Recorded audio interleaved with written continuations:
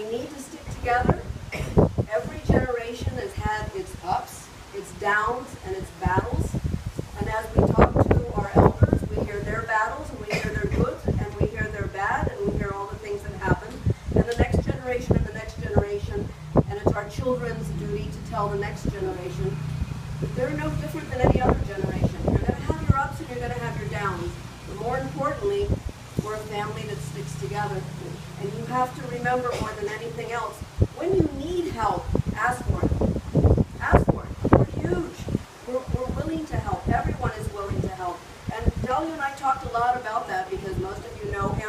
He was very shy and he didn't like to ask for help. And we had long talks about that. And I said, when you grab with one hand, you just have to remember to pass it forward with another. So please remember to do that. When you've extended or when you've asked for help, be there for someone else.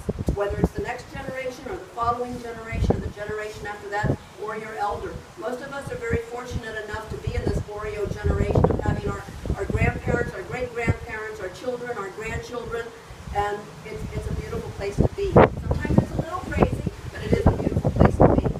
So Delio and I talked about this poem, and he really liked this poem, and I gave it all to you, but he wanted me to emphasize that grief never ends. All of us here have had grief. We've all lost someone that's very dear to us, and we know that it changes. It just changes. You're still grieving, but it does change, and it is a passage, but it's not a place to stay.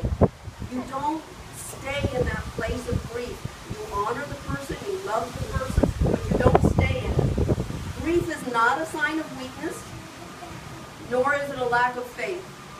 It's the price that each one of us pay for love.